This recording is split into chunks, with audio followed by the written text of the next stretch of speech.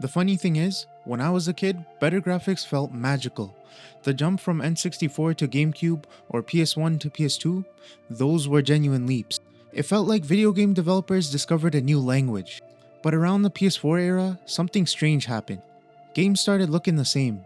The same shade of gritty, the same oversized pores of every character, the same lighting engine that made everything look like an action movie shot at golden hour. There was a point where the pursuit of realism stopped feeling like progress and started feeling like homework. Like studios were chasing a checklist instead of a vision. The obsession with realism didn't just change how games looked, it changed what developers were willing to create. We'll come back to that later. I think the biggest lie about realistic graphics is that because they're impressive, they're worth the price point of $80 to $100. Sure, they impress us for about 5 minutes?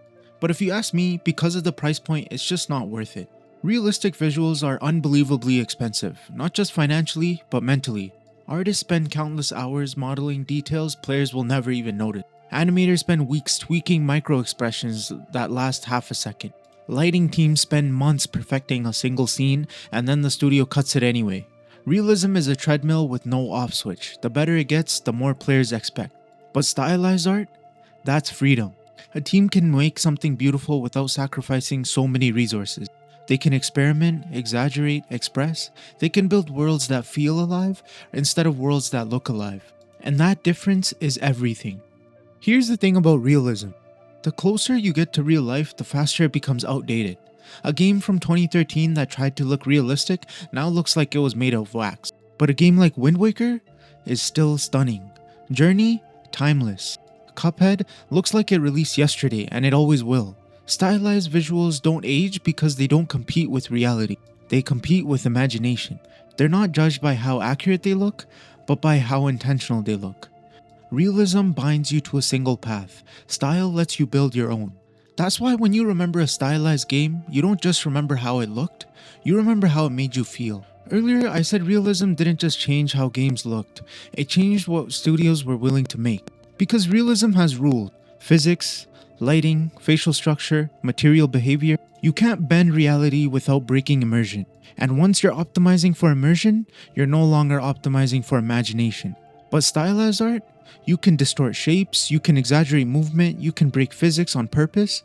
Gravity, color, proportion, everything becomes a tool, not a restriction. Realism is a box, style is a canvas. And when developers choose realism, they unintentionally are choosing limitations. When they choose style, they're choosing endless possibility. Think about the most emotionally powerful games you've ever played. I'm willing to bet most of them weren't realistic. Undertale, Hollow Knight, Ori, Inside, Bastion, or Hades. These games hit harder not because they looked real, but because their style enhances their message. A somber line art world communicates loneliness better than a photorealistic texture ever could. A limited color palette can tell a story before anyone even speaks. A world built from imagination becomes more believable than a world built from reference photos. Realism shows you the world. Style shows you the soul. Ironically, the closer we get to realism, the stranger it becomes. Characters look almost human, movements are almost natural, but not quite. It's the uncanny valley, where everything is technically correct, but emotionally wrong. A slightly exaggerated, stylized character is more expressive than a perfectly rendered face.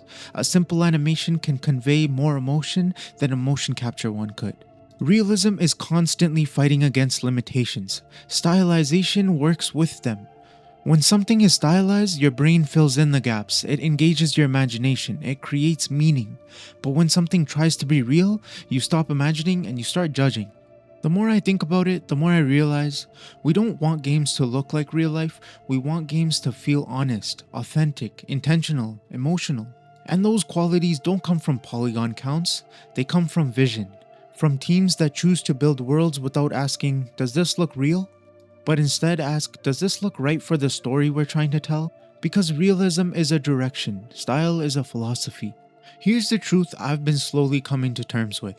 I don't play games to see reality, I play games to escape it, to expand it, to find something that reality never gave me. Realistic graphics are impressive, but stylized graphics are meaningful. Realism shows you what exists, style shows you what is possible. And maybe as the industry keeps pushing for the next big leap in fidelity, we should take a step back and ask ourselves, do we want games that look real or games that feel unforgettable? Thanks so much for watching. If this video made you think, leave a comment. I'd love to have a discussion with you. Thanks again and see ya.